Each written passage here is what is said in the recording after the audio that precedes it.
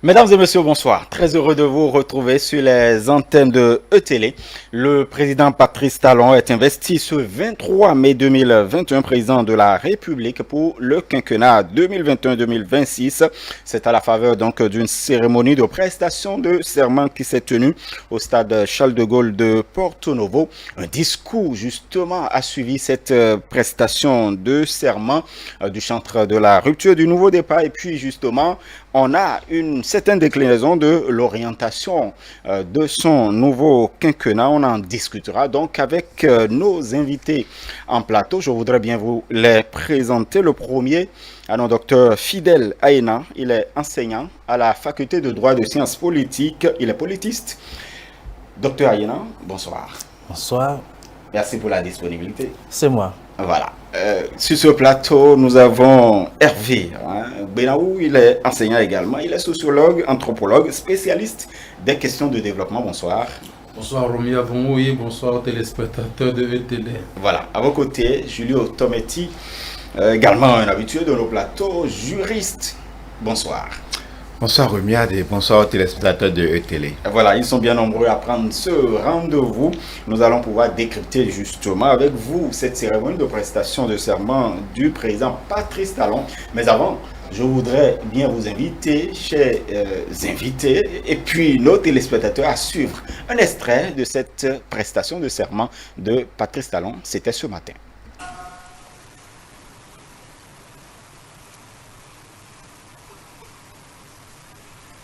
Devant Dieu, les mânes des ancêtres, la nation est devant le peuple, seul détenteur de la souveraineté, nous, Patrice Athanase Guillaume Talon, président de la République, élu conformément aux lois de la République, jurons solennellement de respecter et de défendre la Constitution que le peuple béninois s'est librement donnée, de remplir loyalement les hautes fonctions que la nation nous a confiées, de ne nous laisser guider que par l'intérêt général et le respect des droits de la personne humaine, de consacrer toutes nos forces à la recherche et à la promotion du bien commun, de la paix et de l'unité nationale, de préserver l'intégrité du territoire national, de nous conduire partout en fidèles et loyaux serviteurs du peuple, en cas de parjure, que nous subissions les rigueurs de la loi. Fermez le banc.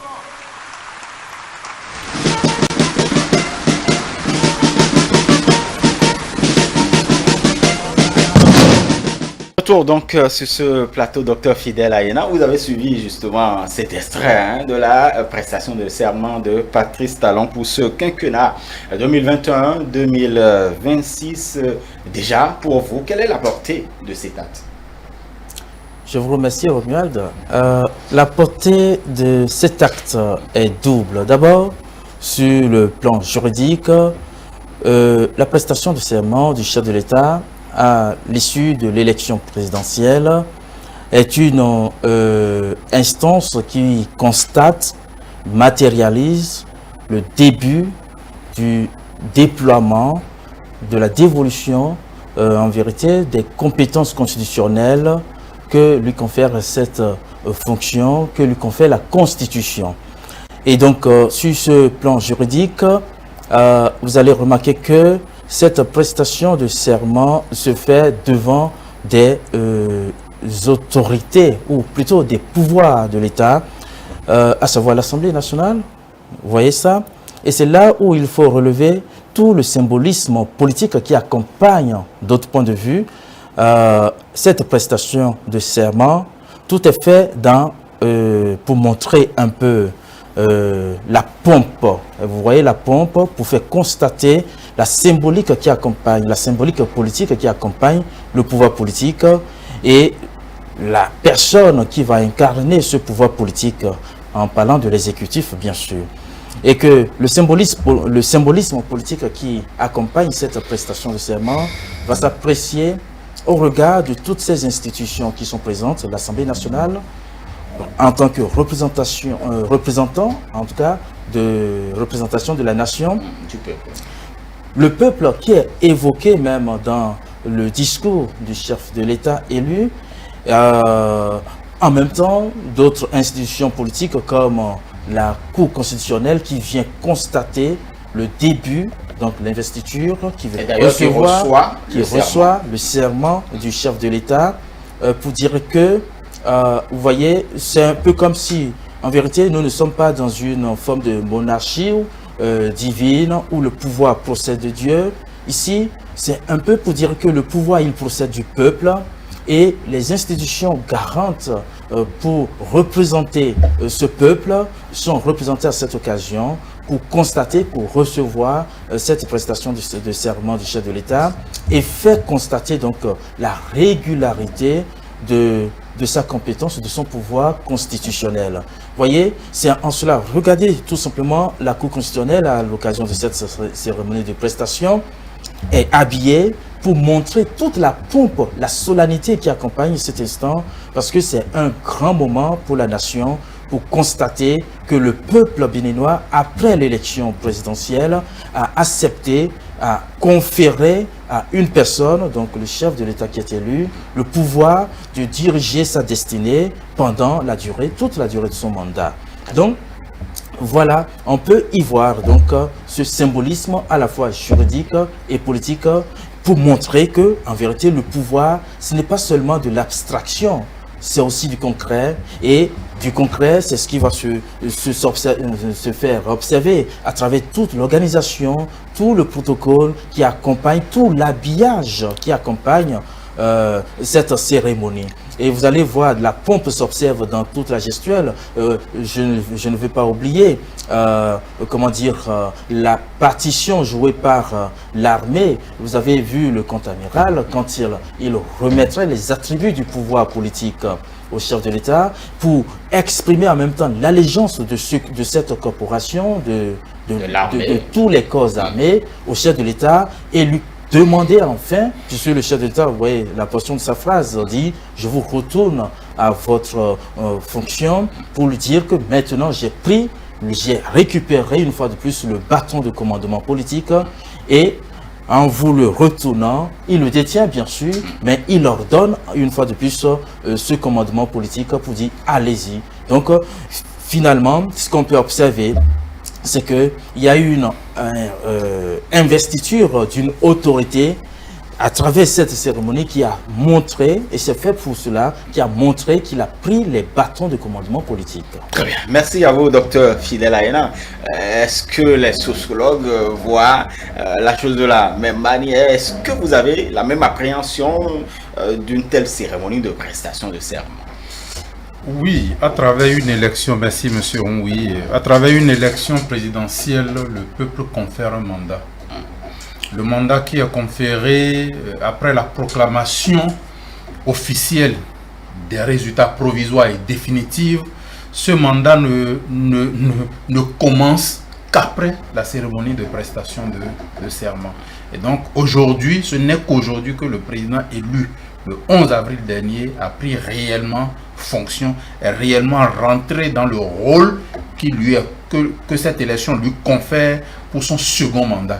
Et quand vous observez cette cérémonie d'aujourd'hui, puisque à l'entame de cette émission, j'ai envie de dire qu'il faut regarder à la fois la forme et le fond. Et justement, nous sommes dans la forme d'abord. Okay. Dans la forme, il faut constater que il y a une certaine solennité qui a accompagné cette cérémonie de prestation de serment pour montrer qu'on est à un instant important, un instant précieux, un instant déterminant qui engage la vie de toute une population, la vie de toute la nation.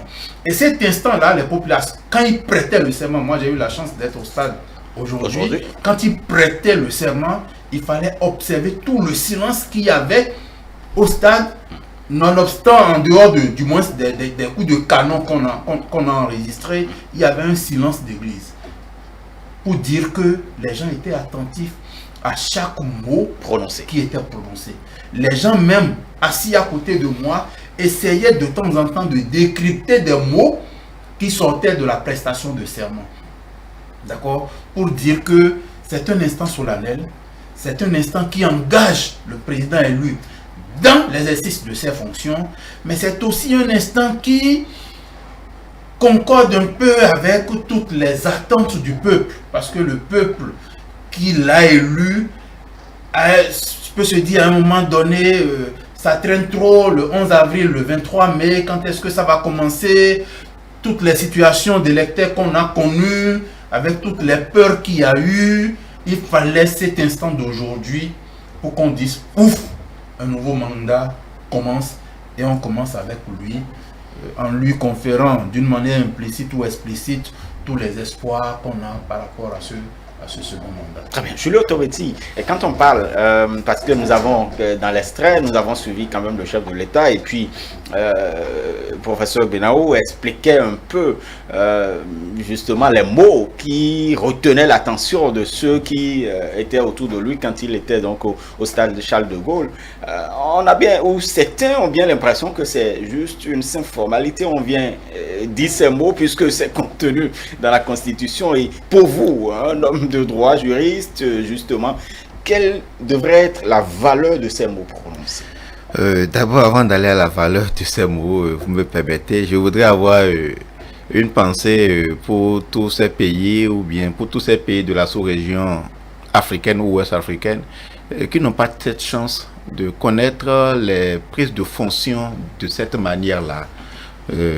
Depuis 30 ans à l'avènement de la démocratie, le Bénin a su quand même, au-delà de tout, préserver l'essentiel pour que à chaque quinquennat, après chaque 5 ans, nous ayons une prise de fonction qui donne cette allure de ce que nous avons vu aujourd'hui. Tous les peuples n'ont pas ce bonheur-là de vivre ces instants. Nous avons vu des discours constituants, des discours de prise de fonction. On en a vu dernièrement au Tchad et tout. Donc, c'est un bonheur d'abord pour ce peuple béninois. C'est une marque de la vitalité de notre démocratie, quels que soient les soubresauts auxquels nous faisons face quotidiennement, mais pour lesquels nous trouvons des solutions. Sur la question de la prestation de serment, vous savez, c'est une exigence constitutionnelle déclinée dans l'article 53 de la Constitution, mais c'est un moment vraiment solennel. Parce que quand vous prenez les mots dans leur sens, quand vous prenez l'engagement qui est pris, et le chef de l'État, avec tous les chefs d'État qui sont passés, la ferveur avec laquelle il prononce ces mots, vous voyez que le chef de l'État, ce n'est pas un discours, ce n'est pas un simple discours. En fait, quand vous voyez les deux instants de l'investiture aujourd'hui, la prestation de serment et le discours, ce n'est pas la même chose. Dans la forme, dans la prestation du chef de l'État, dans la voix, la tonalité, c'est toute autre chose en fait. Et donc, quand vous voyez un peu, ce n'est pas que du formalisme. Parce que, comme les sociologues le diront peut-être, à l'entame de l'article 53, il y a 3 entités ou 4 entités qui ont été appelées: Dieu, les membres des ancêtres, la nation entière et vous et nous, c'est-à-dire le peuple pris dans sa gloire. Donc, devant ces 4 entités-là, le président de la République élu prête serment, c'est-à-dire prend langue, comme je dirais toujours, comme les sociologues le disent, le B, prend langue pour faire un certain nombre de promesses en fait acclamataires. Et la fin de tout cela, en cas de parjure, qu'ils subissent la rigueur de la loi. Ça veut dire que, en fait, ce n'est pas que du formalisme, c'est le chef de l'État, en prêtant ce serment-là, prend corps même avec ce qu'on peut appeler des entités invisibles que nous ne pouvons pas voir. Sur le plan juridique, on peut dire que ce n'est que du formalisme, et sur le plan de la mise en œuvre des mécanismes de droit, on pourra dire, en cas de parjure, quels sont les mécanismes qui s'offrent pour rendre, pour rendre efficace, d'accord, pour rendre efficace les sanctions éventuelles en cas de parjure. Dans notre pays démocratique, jusque-là, nous n'avons pas observé, mais il faut dire que de manière générale, les chefs de l'État que nous avons toujours eu ont su toujours se mettre dans une certaine ligne pour ne pas trop dévier, pour que nous n'en venions pas là. Voilà. La prestation de serment, très souvent, nous avons l'habitude de confondre, puisque Julio Tometti le disait, nous avons l'habitude de confondre et la prestation de serment et le discours que prononce le chef de l'État. Justement, est-ce que vous avez fait la même observation que nous? Évidemment, la prestation de serment renvoie au cérémoniel qui accompagne le début du mandat du président qui est élu, et que le discours qu'il a prononcé à l'occasion de cette prestation de serment, c'est un discours sans renvoyer à un discours de campagne, mais c'est un discours qui balise le mode de gouvernance qu'il se propose de mettre en action dès le début de son mandat, puisque pour lui c'est un nouveau mandat. Et donc, le discours qu'il a fait, peut-être que tout à l'heure on va revenir sur les éléments en fond de ce discours. Ce discours n'est plus à regarder comme un discours de campagne. Ce n'est plus un discours pour séduire comme un discours de campagne, c'est un discours qui appelle à l'action. Et donc, à travers ce discours, en vérité, c'est l'assurance que doit rechercher le chef de l'État d'antan, je dirais candidat, mais maintenant chef de l'État, élu, pour dire, voilà le bateau dont il veut prendre les bâtons de commandement, voilà les indices concordant de gouvernance que je veux mettre en place. Donc chacun, à l'issue de ce discours, peut déjà se faire une idée de ce que va représenter le quinquennat de Patrice Talon. Avant de passer au discours de Dr Fidèle Ayena, je voudrais quand même vous faire cette question, c'est-à-dire que vous savez que la prestation de serment, ça se dissocie du discours bien évidemment. On a connu justement cette veine polémique il y a quelques années où on incrustait et le discours et la prestation de serment pour dire que le chef de l'État a dit ci et a dit ça, et au final il n'y a pas eu, vous savez de quoi je parle, le mandat unique par exemple, c'était dans le discours, à ne pas confondre avec la prestation de serment. Évidemment, il ne faut pas confondre le discours et la prestation de serment. C'est ce que je viens de faire comme exercice, mais ce discours dénote l'engagement qu'il se prend lui-même, et il a fini, à travers cette prestation de serment, notre ami Tometi, il a dit tout à l'heure qu'il s'est engagé devant ou pas devers des entités même qui nous surpassent, telles que les mânes de nos ancêtres, tels que Dieu, et donc même le peuple entier, la nation. Donc c'est un engagement qu'il prône, et que, évidemment, il ne faut pas regarder à travers un discours, un contrat. Le discours, ce n'est pas un contrat, ça reste un engagement. C'est un engagement unilatéral, mais c'est l'engagement que lui, il a pour essayer, en tout cas pour se proposer un mode de gouvernance qui ira avec son programme d'action gouvernementale. Et évidemment, c'est juste une lecture parce que on n'est pas dans des sociétés figées. Les choses peuvent évoluer. C'est pour ça qu'il ne faut pas regarder un contrat à travers le discours qu'il a prôné. Si jamais il y a des ajustements à mettre en place d'ici 1 ou 2 ou 3 ans, il ne faut pas s'étonner. Mais ce qui compte, grosso modo, c'est que à travers son discours, nous avons la quintessence du mode de gouvernance qu'il veut mettre en place. Et ce n'est pas à confondre avec le cérémoniel de prestation, comment dire, pas de prestation, mais oui, prestation de serment et donc d'investiture. Donc, ce discours, c'est juste une annonce par rapport à ce qu'il a à faire.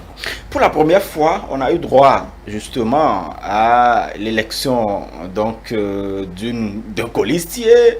Sinon aujourd'hui, on a une vice-présidente. Justement, la forme, quelle appréciation vous en faites aussi à l'issue de cette cérémonie? Oui, avant même d'aller à la forme, oui, je voudrais rebondir sur ce que le collègue Tometi a dit tout à l'heure, parce que je ne voulais pas dans mes premiers propos aller dans les détails de mots. Mais dans ce discours... Je sais que les membres des ancêtres, ça vous intéresse, les entités. Voilà, dans ces propos d'investiture, il y a des éléments clés. Tometi l'a dit, il a parlé des membres de nos ancêtres, il a parlé de Dieu, il a parlé de respect, de défense de la Constitution, il a parlé de loyauté, il a parlé d'intérêt supérieur de la nation, il a parlé du peuple béninois, il a parlé du respect. Ce sont des mots assez forts qui se retrouvent condensés, bien mis en musique dans ces propos d'investiture pour marquer toute la solennité. Et quand vous prenez le milieu fond béninois auquel moi j'appartiens, on dit souvent, quand quelqu'un comme ça prend les rênes d'une fonction, on dit édougan. Ça veut dire quoi? Ça veut dire qu'il a mangé le pouvoir. Et Tometi l'a dit tout à l'heure, le B avec lequel il exprime ce discours, il exprime ces mots, ce gbé-là est sacré. Parce que si c'est en milieu traditionnel, il aurait mangé des parties du corps de son prédécesseur. C'est ce qu'on appelle l'anthropophagie. C'est-à-dire quand on le met au couvent pour le préparer à prendre cette fonction-là, il y a des rituels qu'on lui fait pour lui céder réellement le pouvoir dans la langue de celui qui est parti. Il prend la langue qu'il mange. Et donc, sa langue n'est plus sa langue. Sa langue est devenue un instrument sacré. Et donc, qui est en harmonie avec toutes les entités cosmiques. D'accord? Dieu, les membres de nos ancêtres, tous ceux en quoi nous croyons. Et donc, le Patrice Talon, excusez-moi de prononcer son nom directement, qui a prononcé ce discours-là, ne le prononçait pas de lui-même. Il était d'une manière ou d'une autre en harmonie avec toutes les entités qu'il a invoquées. Et donc, c'est un moment sacré. Et c'est pourquoi, quand on en vient à des présidents qui enfreignent à ce discours, on parle de parjure. On parle de sacralisation. Et donc, c'est important de retenir ça. C'est important. C'est un moment vraiment sacré. Au-delà de ça, vous avez parlé de la forme Colistier, président, le duo, le président Issa Colistier.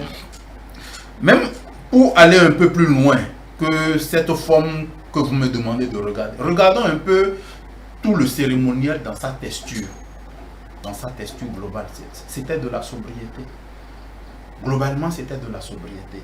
L'habillement même des deux duos, c'est-à-dire de son excellence, des composants du duo, de son excellence Patrice Athanas Guillaume Talon et de Madame Talata Tchabi Zimé, vous voyez de la sobriété, mais de la prestance, déjà dans l'habillement. Au-delà de ça, le séquençage des moments de ce cérémonial-là, c'est du millimétré. Ça a commencé à 10h, ça a fini à 10h48 avec 6 séquences. Ça fait 7 minutes par séquence ou plus. On est habitué à ça depuis quelques années quand même. Mais quand vous regardez ça et que tout le contenu a pu prendre ce contenant-là, ça veut dire que c'est des gens qui savent là où ils vont. Aujourd'hui, ce qui a été important, c'est qu'on a investi Madame Talata dans son rôle de grande chancelière nationale. Ça, c'était un moment assez fort. Et vous sentez une certaine harmonie entre les deux. Vous sentez une certaine complicité entre les deux. Vous sentez une certaine détermination au niveau des deux membres de ce duo-là, qui prouve quand même qu'il y a un engagement dans la fonction qu'on a prise. Il y a un engagement, une détermination à vraiment exercer cette fonction-là pour le bonheur et pour le bien du peuple. Sur l'automatique, certains ont plus vu une allégeance de la vice-présidente vis-à-vis du président. Ce n'est pas une allégeance. Bon, même si c'est une allégeance, ça ne pose pas de problème dans le fond. Mais c'est la personne même de la vice-présidente, Madame Myriam Tchabi Talata, qui a une personnalité très humble.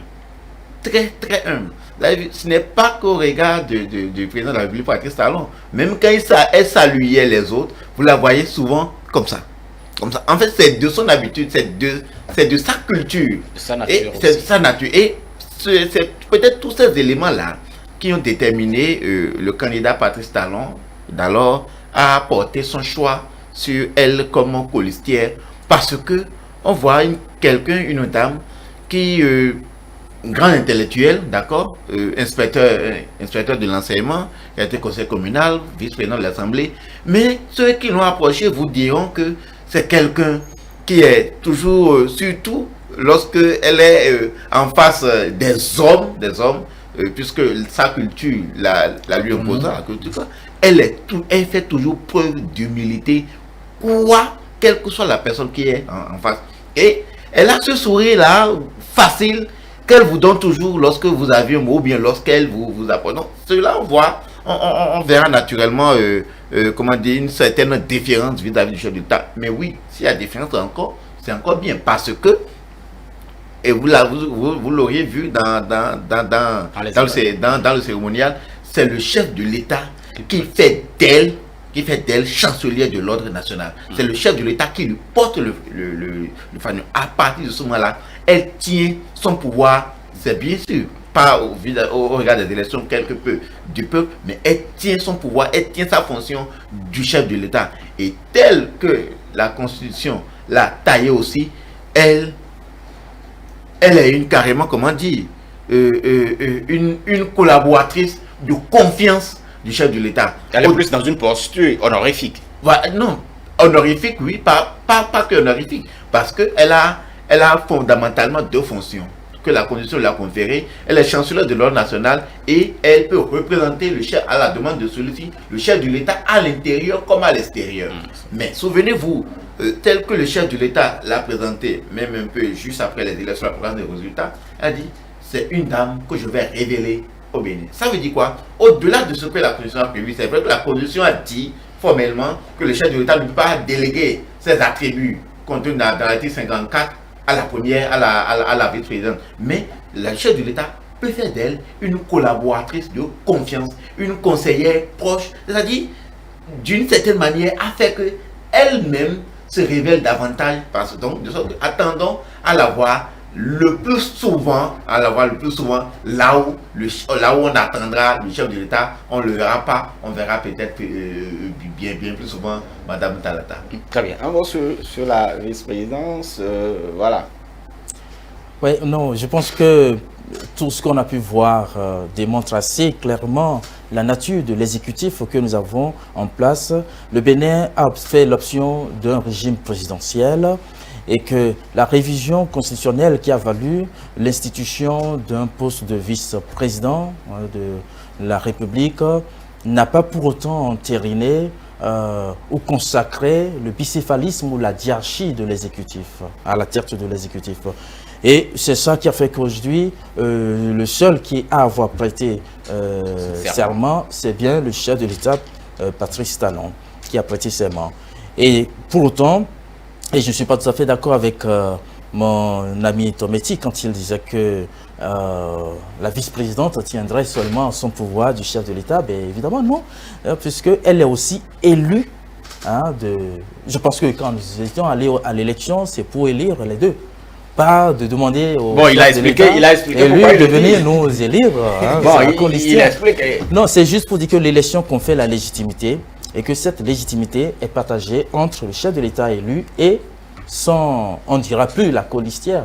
Bon, quand ils étaient en campagne, la vice-présidente. Et la vice-présidente, elle est vice-présidente. C'est ce que veut la Constitution révisée de notre pays. Donc, elle tient, elle aborde la même légitimité que le chef de l'État, seulement au niveau des attributs, ou plutôt des attributions constitutionnelles. Elle n'a pas les mêmes attributions constitutionnelles que le chef de l'État qui, évidemment, reste à la tête seul de cet exécutif. Donc, un exécutif monarchique malgré l'existence d'une vice-présidence. En fait, quand vous dites monarchique, ça pourrait... Non, ça ne prête pas. J'utilise là un langage bien juridique et politique. Quand l'exécutif, il y a un chef d'État et qu'il n'y a pas de premier ministre, il n'y a pas de partage de pouvoir entre le chef de l'État et un premier ministre, on parle d'exécutif monarchique. Mais quand le contraire, c'est la diarchie, si on avait un premier ministre. Et si, à défaut de premier ministre, la vice-présidente recueillait des attributions de partage de pouvoir avec le président de la République, nous serions alors non plus dans un exécutif monarchique, mais plutôt dans un exécutif diarchique ou bicéphaliste. Tout ceci dans la démocratie. Très bien. Mais évidemment, non. Ça n'a rien à voir avec le régime. Le régime monarchique. J'utilise. Parce que les mots du docteur peuvent tromper. Évidemment, ici, c'est ce que je pourrais dire dans un enseignement que je dis, puisque c'est ce que nous disons. Voilà. Donc, voilà. Évidemment, vous nous avez invités pour un débat technique. Faisons le débat technique. D'accord, on vous a compris de toute façon. Merci, voilà. chers invités. Maintenant, on va entrer dans le... on va parler du discours pour le programme du chef de l'État après donc la prestation de serment. Mais avant, je voudrais vous inviter à suivre cet extrait, ce premier extrait d'ailleurs de son discours.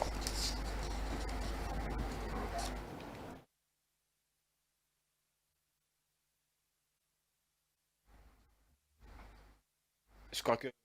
On va retrouver l'extrait dans un court instant. Je voudrais tout de même rappeler à nos téléspectateurs qu'ils auront l'opportunité d'intervenir dans cette émission. Vous avez donc des préoccupations, vous avez envie justement de nous dire comment vous avez vécu également l'investiture. Voilà, vous aurez l'opportunité de pouvoir intervenir de toute façon. Et donc, dans un court instant, nous allons pouvoir... Donc, on a suivi quand même un discours en attendant d'aller à la régie. C'est bon maintenant. Nous allons suivre donc ce premier extrait du discours du chef de l'État. De la Cour constitutionnelle. Mesdames et Messieurs les présidents et membres des institutions de la République. Mesdames et Messieurs les autorités et responsables à divers niveaux. Mesdames et Messieurs les membres du corps diplomatique et personnalités étrangères. Chers invités, mes chers compatriotes, en cet instant si solennel et chargé d'émotion, j'éprouve un sentiment de profonde reconnaissance envers le peuple béninois souverain. Ce peuple qui, par son vote massif du 11 avril 2021, m'a renouvelé sa confiance pour un second mandat. À vous tous, qui m'honorez de votre présence à cette cérémonie, je voudrais exprimer ma gratitude. À l'ensemble de mes concitoyens, je voudrais dire que j'ai conscience de l'honneur qui m'est fait de servir le Bénin en position de chef d'équipe. Mesdames et Messieurs, ce mandat ultime, j'en mesure toute la portée ainsi que les attentes légitimes qu'il évoque dans l'esprit de chaque Béninoise et de chaque Béninois. Je n'ai aucun doute, non.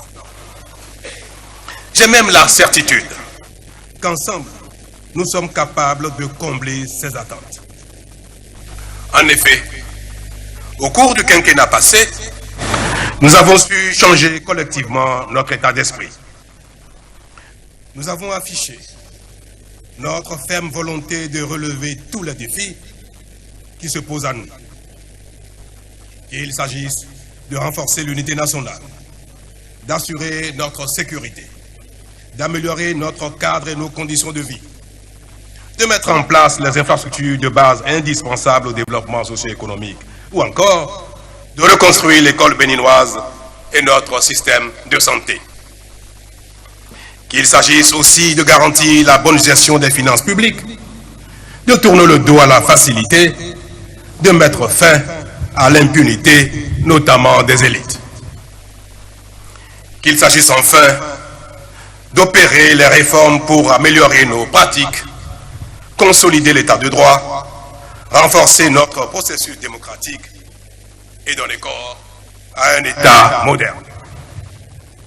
À présent, il s'agit pour nous, au cours des 5 années à venir, de transformer l'essai que constituent les avancées, voire, j'ose le dire, les prouesses qu'ensemble nous avons réalisées. Transformer l'essai, c'est aller le plus loin possible sur le chemin du développement. C'est ne jamais renoncer face aux difficultés de parcours qui peuvent survenir. C'est avoir conscience que celle-ci caractérise bien les transformations structurelles et démontre combien nous sommes sur la bonne voie. Pour ce faire, nous devons tous croire en notre communauté de destin et y travailler de manière beaucoup plus harmonieuse. Car, au regard de ce que nous parvenons à faire malgré nos divergences, nous devons nous convaincre qu'en étant plus unis, nous parviendrons à faire beaucoup plus. Désormais donc, notre défi, notre leitmotiv doit être de taire nos querelles pour nous consacrer à l'essentiel. Consolider notre marche vers le progrès en restant mobilisés et soudés dans notre lutte contre la pauvreté, notre réel et seul ennemi. Voilà, retour. Vous avez suivi donc cet extrait du discours du chef de l'État. Le professeur Bedaou nous disait que les mots retenaient l'attention quand il s'agissait de la prestation de serment. Est-ce que les mots du discours, proprement dit, retenaient également votre attention, docteur Fidel Aïna? Évidemment, et l'extrait n'a pas... Bon, évidemment, on ne peut pas dérouler tout, exactement. Mais on s'en souvient quand même, puisqu'on a eu l'occasion de suivre le discours du chef de l'État à cette occasion.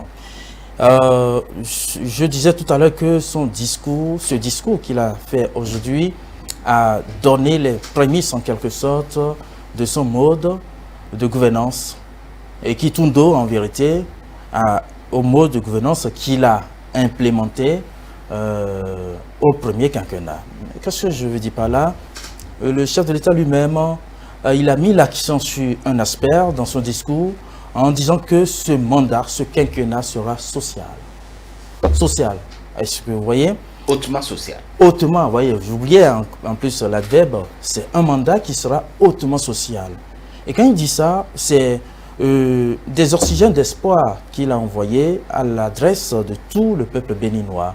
Pourquoi? Parce que on se souvient, lorsqu'on met côte à côte donc les deux mandats, le premier quinquennat, le chef de l'État, quand il est arrivé, il a dit, sans le dire littéralement ainsi, qu'on ne pouvait pas faire des omelettes sans casser les œufs. Et je pense que le premier quinquennat a été casser les œufs pour espérer les omelettes. Et quand lui-même, à la prestation de serment, dit que le second mandat sera hautement social, cela voudrait dire que l'heure est arrivée pour tous les concitoyens béninois de se servir à la table les omelettes. Et donc en faisant du social, en mettant l'accent sur le social, c'est faire en sorte que le panier de la ménagère soit comblé cette fois-ci. C'est faire en sorte que tout cette, je dirais, tout ce problème, la pauvreté, puis il a mis l'accent sur l'extrait qu'on a écouté tout à l'heure, la pauvreté, oui, la lutte contre la pauvreté, qui gangrène une bonne partie des populations béninoises, par l'action sociale. Cela voudrait dire que son gouvernement, le gouvernement qu'il mettra en place, les institutions qu'il mettra en place, vont faire en sorte d'agir sur la pauvreté, de façon à ce que les plus démunis puissent respirer, en tout cas trouver de bouffées d'oxygène. Vous savez, lorsqu'on parle du social, ça veut dire quoi? Ça veut dire qu'il faut faire en sorte qu'il y ait une redistribution de richesses pour ramener un peu le curseur de l'égalité par rapport à ceux qui s'en sortent tous aisément, hein, faire en sorte que ceux-là qui sont démunis puissent se retrouver. Donc ça veut dire qu'il y aura une politique soit de retour, de facilitation par rapport à l'emploi, une politique pour aider ceux qui sont en difficulté de retrouver un emploi, une politique pour compenser ceux-là qui viennent de perdre leur emploi. C'est ça le social. Ça veut dire que les fonctionnaires vont pouvoir bénéficier de certaines primes qui viennent compenser le fait qu'on ne peut pas augmenter les salaires. On n'a pas encore la déclinaison de ce que le chef d'État dit. Permettez-moi de faire un décryptage pour vous dire que c'est ce que vous pensez que non, c'est pas ce que je pense, mais ce que je peux comprendre comme un concitoyen béninois, ce que je peux comprendre, c'est que une politique sociale, c'est une politique socialisante. C'est faire en sorte qu'il n'y ait plus des exclus. C'est faire en sorte que chacun puisse trouver, en tout cas, puisse trouver l'État en face. Une sorte d'État-providence, en quelque sorte, pour aider ceux qui n'arrivent pas. Est-ce que vous voyez ça?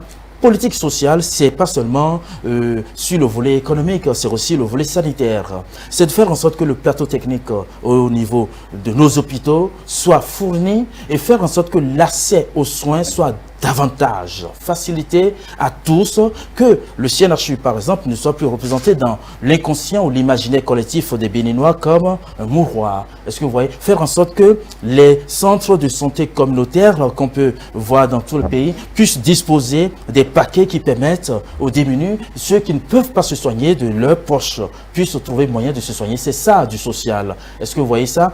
Le social, c'est faire en sorte que on ait moins de personnes qui soient réduites aujourd'hui à la mendicité. La mendicité, c'est pas seulement les étrangers que vous allez, qui vont vous côtoyer dans les rues, qui vont mendier. C'est la main tendue des uns vers les autres parce qu'ils n'ont rien dans leur panier de ménagère. Très bien, on a quand même retenu cette appréhension que vous avez de ce que le chef de l'État a dit, Justin. C'est bien cela le social. Voilà, et c'est votre avis, bien évidemment. Julio, tout à fait. Julio Tometi, quand vous suivez déjà, effectivement, quand vous suivez le chef de l'État, il a parlé des avancées que nous avons notées, il a parlé des prouesses que nous avons enregistrées, il a parlé d'un certain nombre de choses.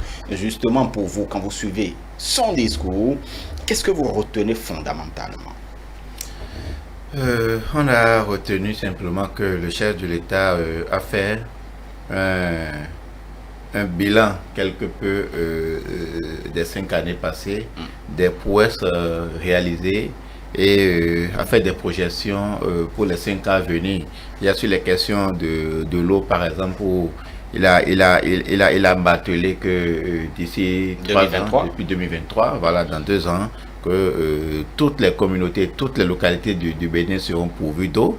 Il a dit par exemple que dans 30 mois exactement, la question d'énergie, nous serons à 100% d'autonomie énergétique et qu'il n'y aura pas peut-être un coin du Bénin dans l'obscurité. Et il a insisté beaucoup sur, comment dire, ce mot que je note, la transformation de l'essai. Ce qu'il a fait jusque-là, ce n'est que de l'essai. Et donc, les avancées notables notées dans ce essai-là seront renforcées, seront consolidées. Et il a précisé, on ne pourra pas faire ça sans lutter contre l'impunité.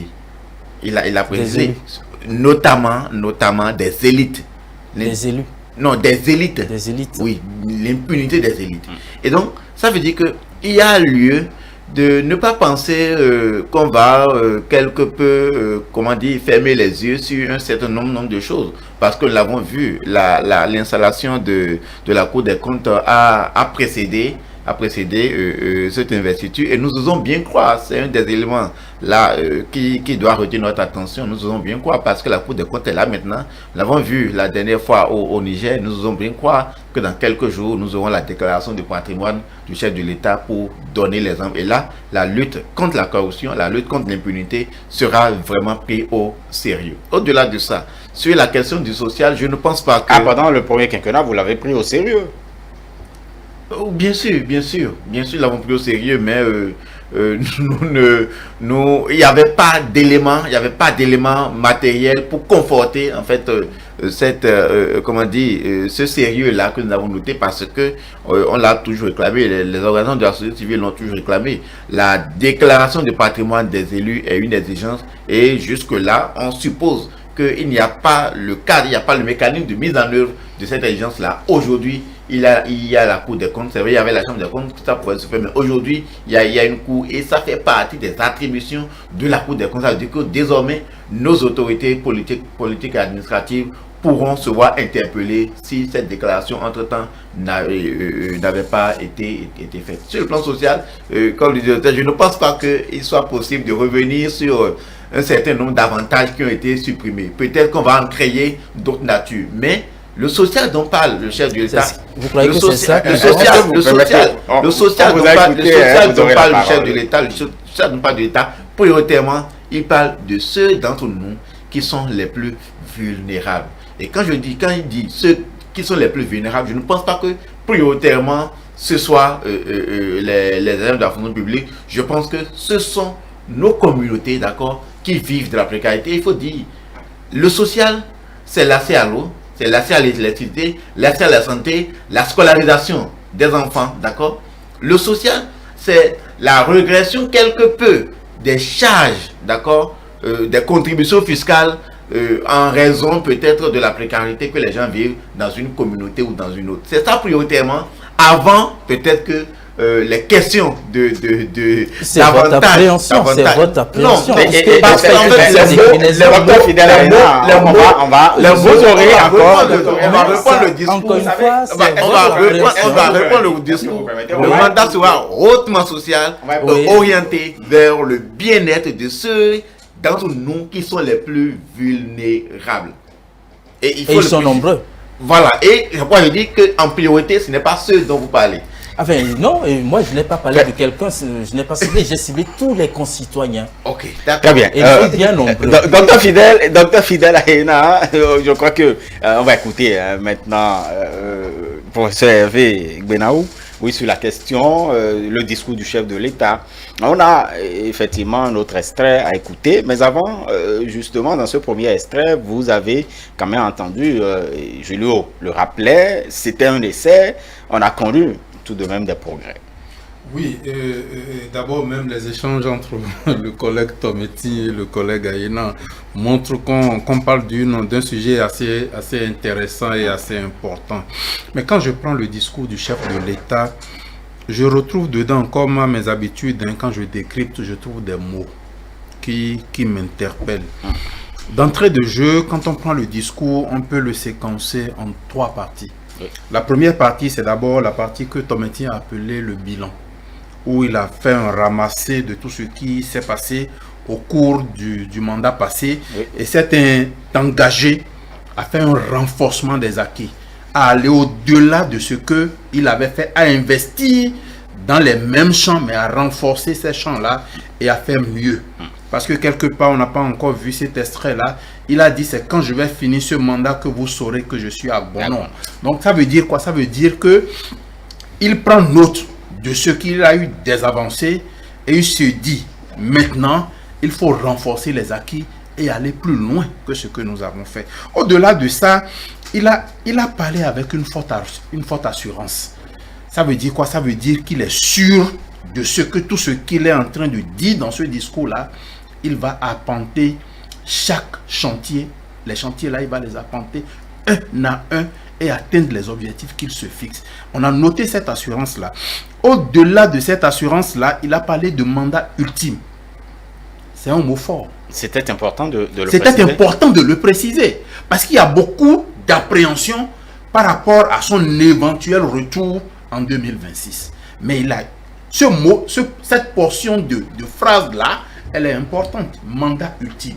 Et donc, c'est un monsieur qu'il faut savoir prendre au mot, même si nous sommes en train de faire le distinguo entre le moment d'investiture, le moment solennel et sacré, et le moment de discours. Il a quand même montré que ce qu'il dit, d'une manière ou d'une autre, il le fait. Au-delà de ça, il a parlé de mandat hautement social. Et je crois que c'est ça qui fait justement les échanges entre les collègues qui sont sur le plateau. Mais le mandat hautement social, le collègue Aïna a parlé de redistribution. Je suis d'accord. Mais ce ne sera pas une redistribution comme on l'a vu à d'autres époques où on réunit des gens pour leur distribuer des billets de banque. Ce ne sera pas ça. Il y a le programme H qui est là. Il y a le programme H qui est là. Il y a le programme, les secteurs sociaux qu'il a évoqué lui-même. Plateau technique au niveau des centres de santé, renforcement en personnel, l'eau et l'électricité. Il a évoqué la scolarisation. Il a évoqué la construction d'un certain nombre d'écoles professionnelles. D'accord? Il a évoqué, on peut aussi penser que dans ce social-là, il y aura les microcrédits aux femmes les plus pauvres, aux commerçantes, les dames qui exercent les activités génératrices de revenus. Un certain nombre de choses, on ne peut que supputer pour le moment, d'accord, par rapport à ce qu'il met dans le social. Mais on suppose en supputant que ce sont ces éléments-là, ces champs-là, qu'il va s'investir par rapport à ce social. Je vais vous poser une question justement sur le social. Je ne voulais vraiment pas qu'on y aille tout de suite, mais je vous poserai la question tout juste après donc notre deuxième extrait. Ce deuxième extrait issu bien évidemment du discours du chef de l'État. Cette renaissance de notre nation ne sera pas seulement pour satisfaire la gloire d'un instant. Elle soutiendra un formidable élan de bien-être collectif et individuel, durable, dont nous pouvons jouir ainsi que les générations à venir. Pour ce faire, notre engagement commun sera d'œuvrer à consolider la démocratie et les libertés, puis instaurer durablement la bonne gouvernance, gage de réalisation de toutes nos ambitions. Ainsi, notre autre devise ne devrait-elle pas désormais liberté, démocratie et bonne gouvernance.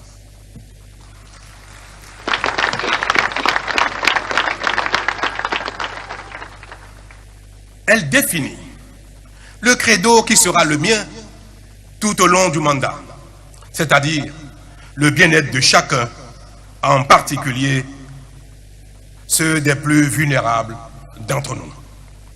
Ce mandat sera donc, mesdames et messieurs, hautement social. Voilà. Donc, on dévançait les faits. De toute façon, c'est revenu. Justement, on parle, oui, c'est pressant parce que justement, il y a toujours pas cette unanimité sur ce point de vue sur le social. Parce que vous avez entendu, d'anciens responsables dire que le social voudrait également dire il faut injecter de l'argent frais. Est-ce que le social, je vous fais la question, au regard de ce que nous avons suivi dans le discours, est-ce que pour vous, le social, c'est que l'argent circule? Non. Et ce n'est pas ce que j'ai dit tout à l'heure, le social. Quand j'évoque cet engagement du chef de l'État élu, une fois de plus, à faire un gouvernement hautement social, je renvoie ou je conjecture immédiatement sur les politiques qu'il mettra en place. Lorsqu'on veut parler du social, on ne veut pas parler d'argent, on ne veut pas parler de billets de banque. Il faut évidemment vérifier. Et moi, en tant qu'analyste politique, je vais vérifier les programmes d'action qui seront mis en place pour voir si ces programmes d'action sont orientés vers le social, ce qu'ils font entendre par le social. Voyez-vous, il ne faut pas qu'on fasse de confusion. Évidemment, si la confusion est entretenue, c'est parce que nous vivons dans un pays où le social, la question du social n'a jamais été prise en compte par aucun gouvernement. Est-ce que vous voyez? Donc, je pense que s'il faut espérer du social cette fois-ci, ça veut dire que nous aurons des programmes d'action qui seront logés certainement dans des ministères ou des agences pour faire du social. Nous avons déjà des structures qui peuvent intervenir dans ce domaine. Il suffira cette fois-ci de leur définir, formuler des programmes politiques, des politiques publiques en matière sociale. C'est ce qu'il faut observer. Sur tous les pans d'action publique dans ce pays, c'est d'observer finalement... Pourtant, dans le programme d'action du gouvernement, le Bénin révélé, il y a donc des projets sociaux. Par exemple, le programme H, par exemple, vous avez également microcrédit à la FIA qu'on a connu aussi. Oui, évidemment, mais est-ce que c'était suffisant? Est-ce qu'on a comblé les besoins en action sociale avec ça dans ce pays? Non. Et si le besoin ne se faisait pas, le chef de l'État ne va pas ressentir à nouveau ce besoin de dire que le mandat sera hautement social. Je voudrais le créditer du fait qu'à l'issue, au moment de la campagne, à l'issue de sa tournée sur l'étendue du territoire, il a pu aller lui-même au contact de la réalité, les réalités vécues par le peuple béninois et comprendre par lui-même, sans intermédiaire, aux rapporteurs qui viennent lui dire, voilà, il se passe ci ou ça. Donc, il a pu percevoir de façon tangible lui-même que ce pays a besoin aussi de programmes d'action publique en matière sociale. Très bien. Dans cet extrait que nous avons suivi, il y a le chef de l'État qui se donne ce credo-là, une devise, liberté, démocratie et bonne gouvernance. Oui, avant d'arriver à la devise, j'ai envie de dire que tout gouvernement d'une manière ou d'une autre fait du social. Et cette portion de phrase hautement sociale a une histoire. C'est parce que les Béninois ont considéré, continuent de considérer que sous le premier mandat de son Excellence Patrice Athanas Guillaume Talon, on a connu vraiment des difficultés financières. Le panier de la ménagère était carrément vide. D'accord. Tous les projets que les gens avaient, qu'ils avaient envie de réaliser, n'ont pas pu les réaliser. Les gens qui avaient la facilité d'aller aux soins, parce qu'un certain nombre de débouchés ont été fermés, parce que peut-être des gens ont perdu leur emploi, parce que peut-être il y a eu des situations qui ont contraint les gens à rester à la maison. Les gens n'ont pas pu se soigner, il y a eu des décès à cause de ça. Les gens dans certaines régions de notre pays n'arrivent pas à boire de l'eau potable. Il y a des gens qui manquent d'électricité. Et donc, c'est parce qu'on a senti que le mandat passé était un mandat assez dur. On le caricature même en disant qu'on appelle serrer la ceinture. Pendant que ces partisans l'appellent à bon nom, les autres l'appellent serrer la ceinture. Ça veut dire beaucoup de choses. Ça veut dire quoi? Ce mot-là qu'il a sorti aujourd'hui, cette portion de phrase, voudra dire, ok, on vient de faire le temps le plus difficile. En cassant les œufs. On vient de faire toutes les réformes qu'il faut pour aller maintenant vers les choses qui vont nous faire sentir notre mieux-être. Et donc, il faut comprendre cette phrase-là dans ce sens-là et ne pas rentrer tout de suite dans la globalité de ce qu'on pourrait appeler l'action sociale. Parce qu'une action sociale, avant de la mener, il faut faire un diagnostic approfondi dans tous les secteurs de la vie pour savoir quels sont les véritables problèmes qui se posent et partir de ces véritables problèmes-là, publiciser certains de ces problèmes. On ne peut même pas résoudre tous les problèmes. Publiciser les plus importants, les mettre sur agenda politique avant de pouvoir réfléchir maintenant à trouver les solutions idéales pour pouvoir résoudre ces problèmes-là. Donc c'est toute une démarche englobante qu'on n'est pas en train d'amorcer là maintenant, mais certainement dans certains secteurs qu'on pourrait appeler les secteurs sociaux, les secteurs dont le ministère de la Famille et de la Microfinance s'occupe, les secteurs dans les autres ministères techniques et sectoriels qui touchent directement à la population, à la vulnérabilité des gens. Ce sont ces secteurs-là qui renferment les problèmes que vivent les Béninois, qui seront plus ou moins touchés pour faciliter quand même aux gens leur vie quotidienne. Donc c'est ce qu'on pourrait globalement mettre dans le social. Un second élément qui est important, c'est qu'il a parlé de communauté d'action. Il a parlé de communauté d'action et de destin. C'est important. Ça veut dire quoi? Ça veut dire que ce n'est pas seulement le gouvernement parce qu'il a un programme d'action qui va tout faire. Non. Le gouvernement trace la ligne. Le gouvernement met les moyens. Le gouvernement fait le nécessaire. Mais chacun, là où il se trouve, doit pouvoir se dire « J'ai une responsabilité assez grande dans notre mieux-être commun. » Et si chacun ne joue pas sa partition, même si le gouvernement a une baguette magique, ça ne pourra pas résoudre le problème. Les ministères, dans les ministères, les directions techniques, les directions sectorielles, les différents ministres qui seront au gouvernement, les directions régionales, départementales, les directions communales d'un certain nombre de services, les maires et leurs services doivent pouvoir se dire aujourd'hui, nous devons chacun à notre tour jouer notre partition pour que le développement, on puisse le ressentir réellement au niveau de notre population. D'ailleurs, le développement aujourd'hui est un développement local et un développement communal. Ça se joue à la base. Et donc, on doit pouvoir mettre en place le dispositif qui puisse vraiment permettre aux populations à la base de sentir les effets de ce que nous appelons aujourd'hui programme hautement social. Très bien. Je sais que la question vous intéresse beaucoup, mais on parlera justement, venons-en maintenant à la devise, voilà, liberté, démocratie et bonne gouvernance. Oui, quand il a sorti cette devise-là, je me rappelle au stade Charles de Gaulle aujourd'hui, les gens ont applaudi. Mais c'est pas pour dire qu'on va changer la devise du Bénin, mais c'est son credo personnel. Liberté pour montrer quand même, au regard de tout ce qui se dit, privation de liberté de parole, privation de liberté individuelle, c'est pour dire on va progressivement corriger tout ça. Il n'y a pas de preuve. La preuve, vous parlez. C'est ce que les gens disent. Je n'ai pas dit c'est moi. J'ai dit c'est ce qui se dit, puisque moi je suis le porte-voix de la population. C'est ce qui se dit. Partout où vous passez, vous écoutez les gens, c'est le discours que les gens tiennent. Même en le disant, vous parlez déjà. Donc. Mais il entend d'une manière ou d'une autre. Comme Aïna le dit, il a eu le temps d'aller lui-même au niveau de toutes les communes. Mais au-delà de ça, il a des oreilles pour entendre tout ce que le peuple dit. Et donc, en s'investissant dans ce champ, promouvoir la liberté, il s'engage davantage à ce qu'il y ait un respect des libertés fondamentales définies dans notre loi fondamentale, dans la Constitution. Quand vous prenez la démocratie, c'est dans la même veine. On a toujours crié, le Bénin n'est plus... Nous avons fait plusieurs débats ici, sur ce même plateau, où nous avons essayé de réfléchir sur un état de loi, un état de droit, ainsi de suite. Mais aujourd'hui, s'il s'engage à renforcer la démocratie, c'est que certainement il s'est dit, il faut que tout ce que les gens ont comme impression, on puisse arriver quand même à canaliser ça et à donner une meilleure impression, une meilleure preuve que nous sommes dans un pays de liberté, que nous sommes dans un pays réellement démocratique, qui maintenant va mettre les dispositifs, les mécanismes en place pour que la bonne gouvernance s'installe, la lutte contre la corruption, surtout la corruption des élites. Et cette lutte contre la corruption permettra d'avoir les moyens nécessaires pour investir dans les projets sociaux, dans les projets infrastructurels. Très bien. Julio Automati, sur la question. Sur la question de la Devise.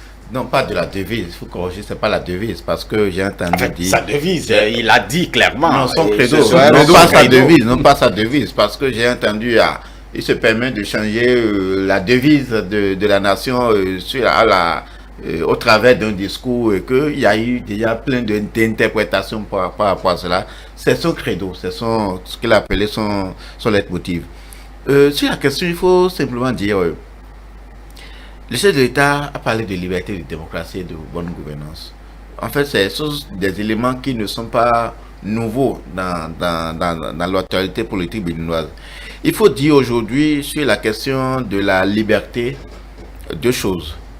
Première chose, ceux qui sont victimes, il y a deux catégories de personnes. Il y a une première catégorie qui contraste avec la bonne gouvernance et il y a une seconde catégorie. Est-ce que vous permettez avant, je crois que le moment est venu pour recevoir nos concitoyens qui nous suivent et qui voudraient participer à notre causerie, avant donc de vous retrouver, Julio Automati. Bonsoir, chers téléspectateurs. Bonsoir, chers amis, bonsoir sur le plateau. Comment vous appelez-vous, s'il vous plaît? Je m'appelle Distel Amoussou. Pour me plaisir à vous. Très bien. Distel, vous nous appelez d'où? Je vous appelle de Cotonou. Très bien.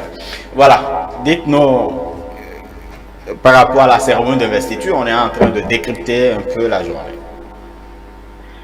Oui, il faut dire que vous avez d'excellents débatteurs autour du plateau ou sur le plateau. Et il faut dire qu'ils ont, n'est-ce pas, décrypté de long en large le contenu ou la substance qu'on pourrait, n'est-ce pas, donner à ce discours. Mon petit apport serait au niveau de la racine communicationnelle du style qu'a utilisé aujourd'hui le président Patrice Talon. Vous avez aperçu dans son paralangage que c'est un président gai, joyeux, fier, après avoir effectué le cérémonial du serment, s'est adressé à ses compatriotes. Alors, c'est dire que c'est un engagement qu'il souhaiterait prendre, mais avec tous les Béninois. J'ai dit sur le plateau tout à l'heure qu'on a l'impression qu'il y a déficit de contenu en matière de démocratie.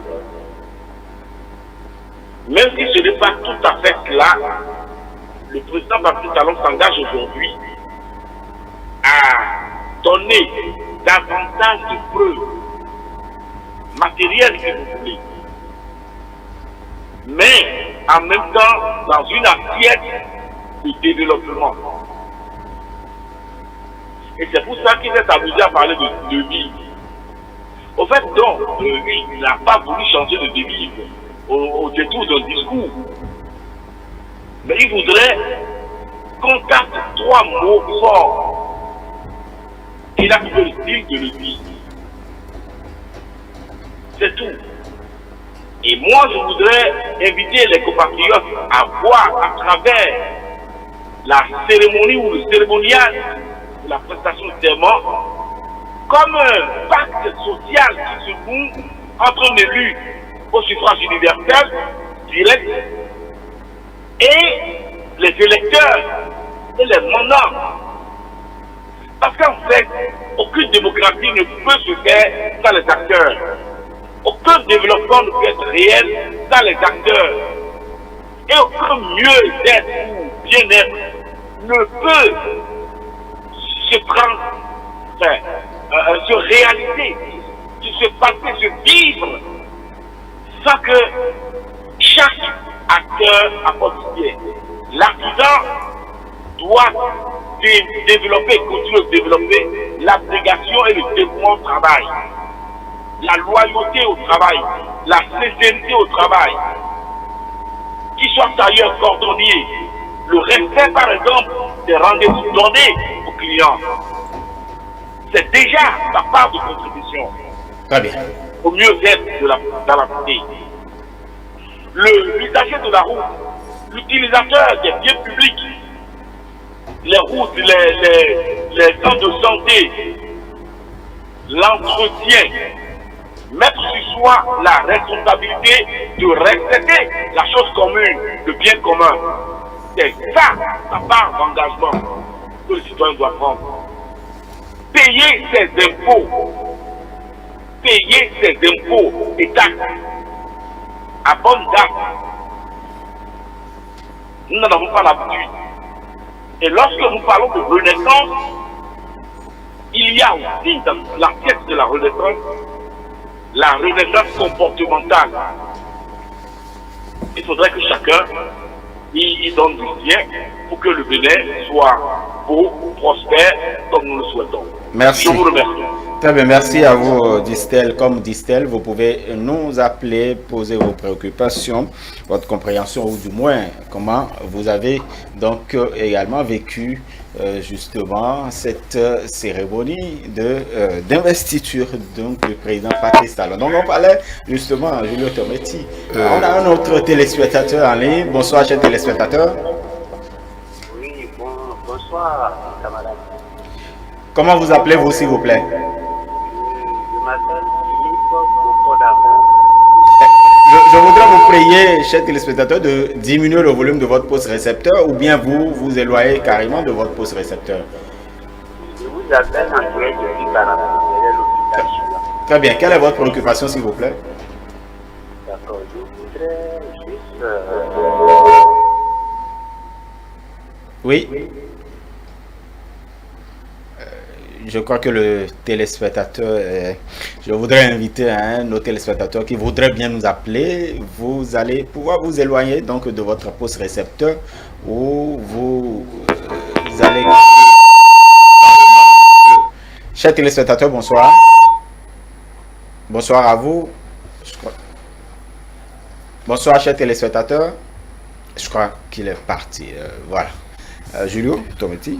Bon, c'est pour dire rapidement sur la question de la liberté deux choses. La première, c'est que c'est l'exécutif qui définit la politique pénale, la politique répressive. Ça veut dire que vous avez dans notre code pénal et avec d'autres lois subséquentes comme le code du numérique et autres, il y a des infractions, comment dire, que vous pouvez commettre rien que par vos opinions. Si ces opinions contrastent avec, comment dire, les exigences légales. C'est pour dire que peut-être qu'à partir de maintenant, il y aura moins de poursuites, d'accord, pour ce qu'on peut appeler les législations verbales et autres. Il y aura peut-être au niveau, en matière de communication, il y aura peut-être un plus grand accès à tout le monde au niveau, comment dire, des officines de radio et de télévision, notamment publiques. Nous avons... c'est le moment de recevoir nos téléspectateurs. Chers téléspectateurs, bonsoir. Bonsoir. Comment vous appelez-vous, s'il vous plaît? On m'appelle Zakouski Zakari Kwadi, j'appelle depuis Aparou, dans l'arrondissement de Kisame. Voilà. Dites-nous comment vous avez vécu, quelle est votre préoccupation? Nous parlions donc, ou nous parlons de la cérémonie d'investiture du président Patrice Talon. Et je salue le plateau. Est-ce que vous pouvez diminuer le volume de votre poste récepteur, s'il vous plaît? Télévision. Oui. Je suis fier d'être béninois.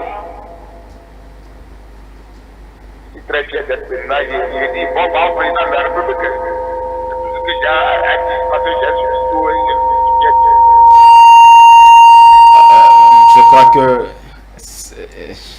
je crois que nous avons de difficultés. Veuillez diminuer ou bien vous éloigner carrément de votre poste récepteur. Ça pourra faciliter franchement la fluidité donc de la conversation. J'appelle donc nos téléspectateurs qui voudraient bien nous appeler par ici à observer donc ces choses-là. Bonsoir à vous. Bonsoir chers téléspectateurs. Chers téléspectateurs, bonsoir. Éloignez-vous de votre poste récepteur. On a quelques difficultés avec nos téléspectateurs. Bonsoir. Je crois qu'il est parti. Il est parti. Pour la fluidité, je le rappelle encore, pour la fluidité de la conversation. Veuillez diminuer le volume de votre poste récepteur. Chers téléspectateurs, bonsoir. Bonsoir à vous. Julio Tometti. Oui. Vous parliez donc justement de la politique pénale. De la politique pénale, il faut peut-être s'attendre à ce que il y ait moins de poursuites pour ce qui concerne les exactions verbales que les citoyens, dans l'expression de leurs opinions, peuvent être amenés à commettre. Si tant est que ces exactions ne remettent pas, ne remettent pas en cause la cohésion nationale, si ce n'est que peut-être de ces actions, on pourra fermer les yeux là-dessus, comme nous disons. En matière de démocratie, à part les querelles politiques que nous avons eues ces 2 ou 3 dernières années, je pense qu'avec ce que le chef de l'État a dit aujourd'hui, et il y a un certain nombre de mots qui sont sortis. Il a beaucoup parlé d'unité, il a parlé de cohésion, il a parlé de la capacité collective, d'accord, à remonter les défis qui se posent à nous.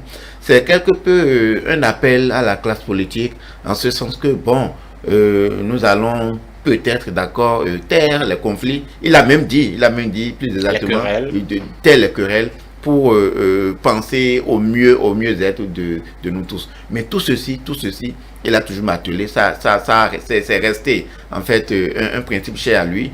Quand il parlait à cela 2 ans de liberté, il parlait de liberté, mais dans la responsabilité. Et donc aujourd'hui, il y a la question de bonne gouvernance. C'est-à-dire que, quel que soit ce que nous faisons, quelle que soit ce que la liberté, que dans la forme d'expression de notre liberté, dans la mise en œuvre des règles démocratiques, nous ne pouvons pas empiéter sur les biens communs. C'est pourquoi il est revenu aussi sur la question notamment de l'impunité, de la corruption des élites, et ainsi de suite. Et donc, ça veut dire que au niveau de la politique répressive, au niveau peut-être des actions que l'on pourrait commettre en matière financière, il ne faut pas s'attendre que l'exécutif lâche du reste. Ça veut dire que la lutte contre la corruption va continuer, va s'intensifier, la lutte contre l'impunité continuera pour que, comme on l'a dit, nous sommes en train de dire par rapport au social, pour que nos biens, les revenus puissent être redistribués équitablement. Il ne faut pas que quelques-uns se mettent plein la poche, comme nous l'avons toujours observé, et que la dynamique actuelle a tenté ou tente de faire de constituer en quelque sorte un frein, d'y mettre un frein pour que ce que nous avons en termes de richesse nationale soit véritablement pour nous tous. La bonne gouvernance, un paramètre important aujourd'hui pour le développement. Je ne m'attendais pas à cette question. Vous je pensais parler de la devise, oui, vous pouvez globalement. Vous pouvez en parler, puisque la bonne gouvernance, c'est juste un aspect bonne gouvernance, ça fait partie. Oui, évidemment. Donc, je vais parler des 3 pans de ce que beaucoup ont voulu rétorquer comme devise, nouvelle devise. Évidemment, je pense qu'il avait tout à fait raison de pouvoir parler de devise, puisque c'est son mot d'ordre. Son mot d'ordre pour la nouvelle action qu'il entend impulser à travers un gouvernement qu'il mettra en place. Et que sur les 3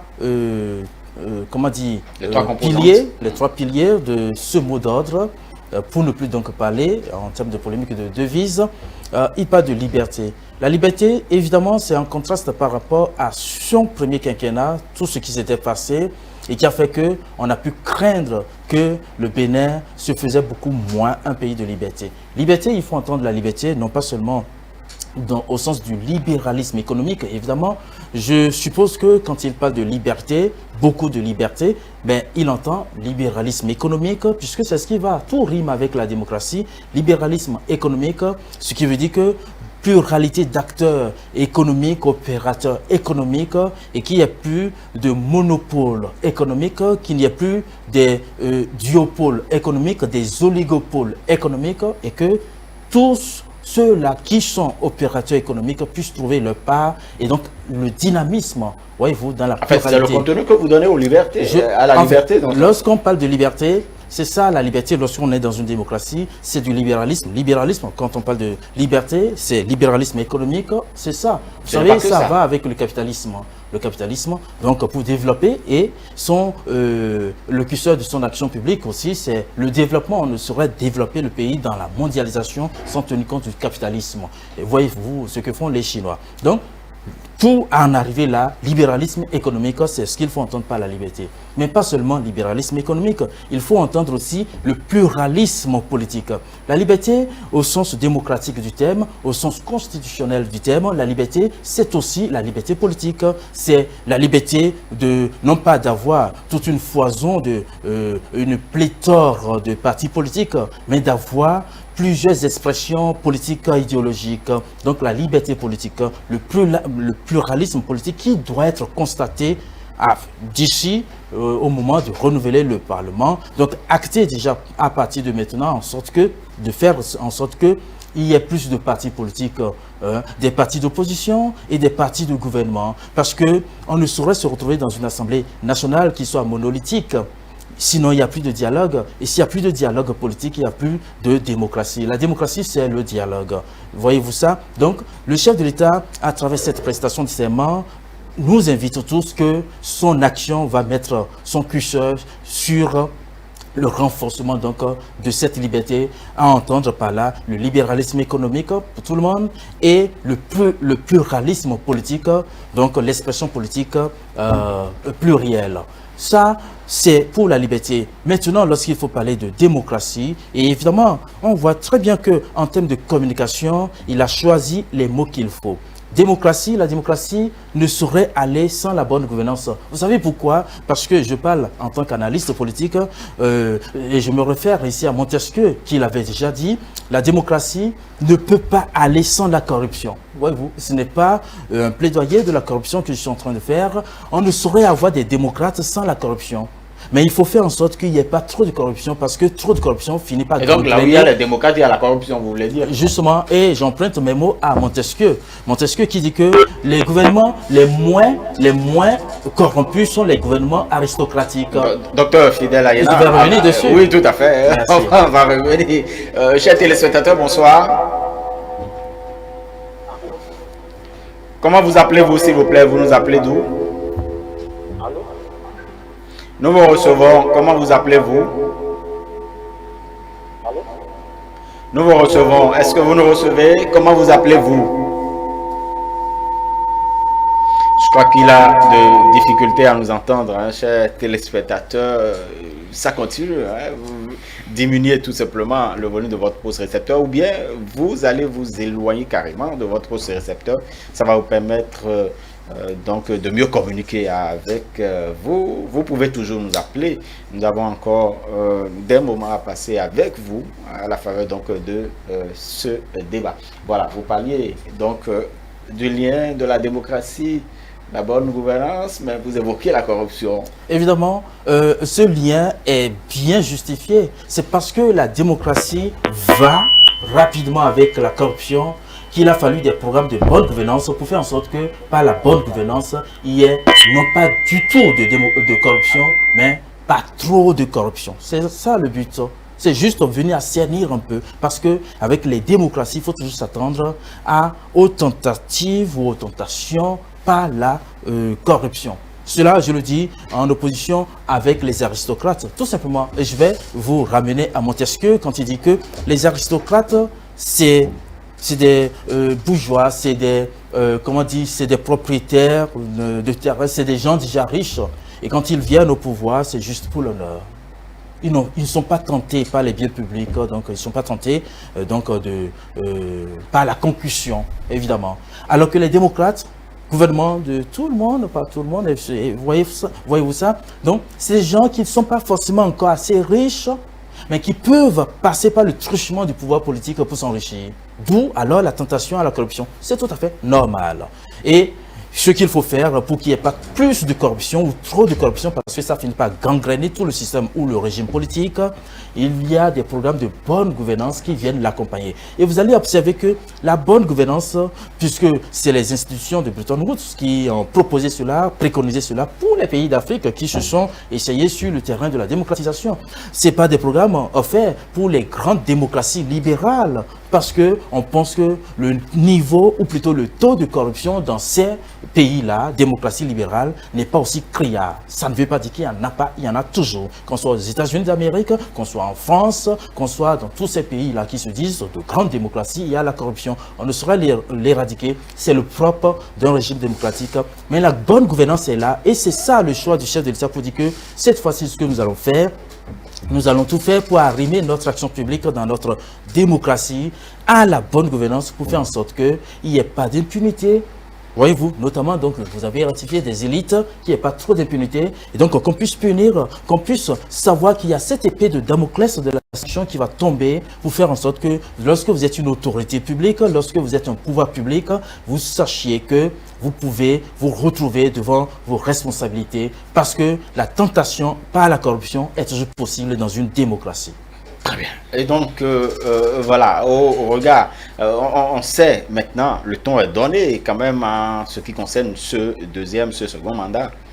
Oui, Robert Dron, oui, mais avant de répondre à votre question, j'ai envie de dire, suite à ce que le collègue Aina a dit, qu'il faut quand même rectifier un tout petit peu. La liberté n'est pas seulement bipolaire, il faut remonter à l'article de la Constitution qui en parle, elle est plus englobante. Ce n'est pas que la liberté économique, le libéralisme économique et la liberté en termes politiques, en termes association au niveau politique. Il y a la liberté d'aller, de venir, il y a la liberté des biens, des personnes, il y a la liberté associative au niveau social, il y a d'autres formes de liberté. Donc, il faut prendre le concept dans son entièreté. Au-delà de ça, je voudrais revenir un peu sur un certain nombre de choses que Amoussou Distel a dit quand il a appelé, et ça a trait avec la bonne gouvernance. C'est vrai que c'est un concept assez pâturé, hein, on y met tout et rien à la fois. Comme le collègue Aïdan l'a dit tout à l'heure, c'est au sortir des années 89-90 qu'on nous a imposé ça quand on avait les passes. D'une manière ou d'une autre, on l'a adapté, on a essayé d'adopter les indicateurs et de les implémenter d'une manière ou d'une autre, de les renseigner, mais ça n'a pas été toujours de la bonne joie par rapport à cette histoire de bonne gouvernance. Mais ce que je retiens, c'est qu'il faut penser à la notion de responsabilité. C'est important. En fait, vous trouvez que c'est une histoire, la bonne gouvernance, ça fait son preuve, ça permet tout de même de lutter contre la corruption, d'être responsable des actes. C'est un concept assez lourd. C'est un concept assez lourd qu'il faut que même les spécialistes de la question mettent du temps pour décrypter et pour faire connaître. Et donc, moi, je voudrais réduire le concept à un certain nombre de notions. C'est juste cet exercice-là que je veux faire pour que les téléspectateurs aient quand même une vue globale sur ce qu'on pourrait appeler la bonne gouvernance. Donc, c'est la notion de responsabilité. D'abord, c'est la notion de bien public qu'il faut respecter. Ce qui n'est pas privatif ne peut pas être à une personne ou à une catégorie d'acteurs. Ça, c'est important. C'est la notion d'impunité. On ne peut pas... La sanction est là. Comme le collègue Aena a dit, c'est une épée de Damoclès qui plane. Si vous tombez sous le coup de la loi, on doit pouvoir vous sanctionner.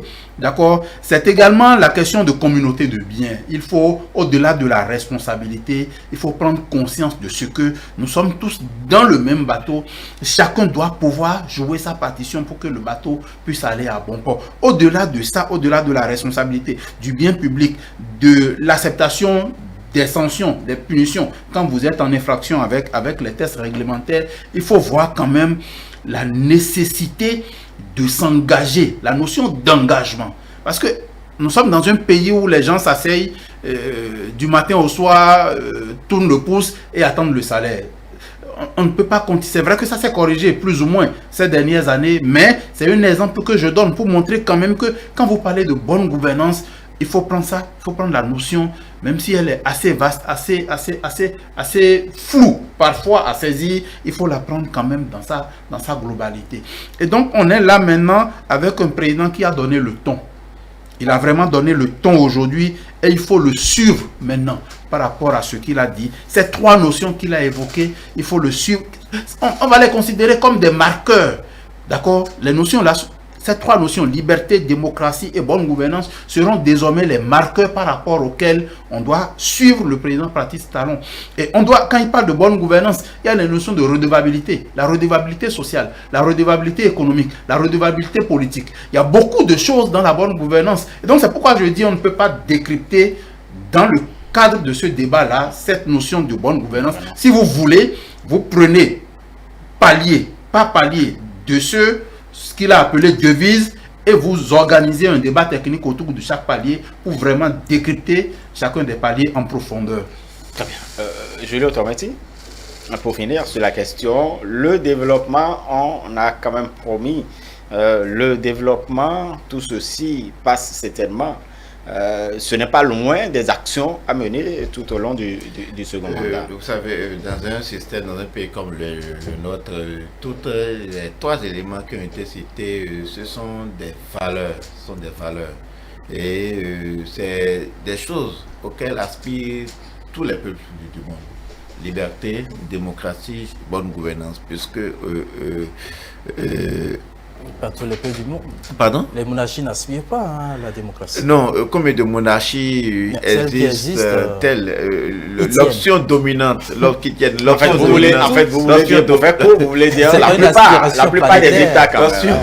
L'option dominante. La démocratie n'est que le monde. L'option dominante est en faveur de la démocratie.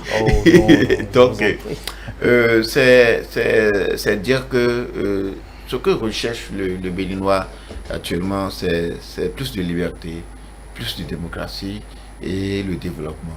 Et le développement ne peut se faire sans la bonne gouvernance. Donc, c'est l'orientation stratégique des politiques publiques, d'accord? C'est la lutte contre la corruption, la lutte contre l'impunité. C'est la redistribution efficace des richesses nationales. Et donc, en tenant compte de ça, il n'y a pas lieu de voir autre chose que la bonne intention du chef de l'État à mettre son quinquennat, d'accord, sous l'égide de ces trois notions-là qui se véchaient. Donc, comme comment dire, le sociologue l'a dit, on va le prendre au mot, on va le suivre et on va essayer de marcher avec lui. Et ce qui a aussi à espérer, au-delà de la question de bonne gouvernance, c'est de voir désormais plus la société civile un peu plus active. De voir les syndicats dans leurs contributions qu'ils ont l'habitude de faire et non du chantage, comme le diraient certains. C'est de voir toutes les forces démocratiques en activité, en action, pour que les opinions puissent se confronter, que les opinions puissent s'affronter, pour que dans un système de démocratie, que chacun reste dans son couloir. Non, chacun reste dans son couloir. Personne n'est allé dans le couloir de l'autre, chacun reste dans son couloir, mais en donnant de la voix pour que le pluralisme puisse avoir droit de cité, pour que le peuple, d'accord, le citoyen, puisse comparer les différentes opinions, pour comparer les choix politiques, pour opiner lui-même sur les choix politiques qui sont faits en sa faveur, parce que cela est constitué aussi d'un baromètre en fait pour l'exécutif, pour réorienter chaque fois. Vous l'avez dit tantôt que le chef de l'État, pour faire son programme de société ou bien pour dire ce qu'il a dit aujourd'hui, sur la base de la tournée qu'il a effectuée, il en a tiré beaucoup de leçons. Il a été confronté à certaines réalités qui ont orienté aujourd'hui lui-même ses choix. Ça veut dire que nous ne pouvons pas nous contenter de nos bonnes intentions, d'accord, pour servir, pour contenter le peuple. Il faut tenir compte aussi de l'opinion de la plus grande masse. Très bien. Merci beaucoup à vous, chers invités. Julio Tometi, juriste, merci pour la disponibilité. Merci à vous, donc Hervé Benaou, sociologue, anthropologue, spécialiste des questions de développement, et puis docteur Fidèle Aïna. Merci. Vous êtes bien évidemment enseignant à la faculté de droit de sciences politiques. Vous êtes politistes. Merci pour la disponibilité. En tout cas, on se verra. On va se revoir pour d'autres thématiques très intéressantes. Justement, nous sommes pris par le temps. On aura d'autres occasions pour venir. Je sais que vous avez beaucoup de choses à dire encore. Chers amis téléspectateurs, merci. Merci de nous avoir suivis. Agréable suite de soirée à chacun et à tous.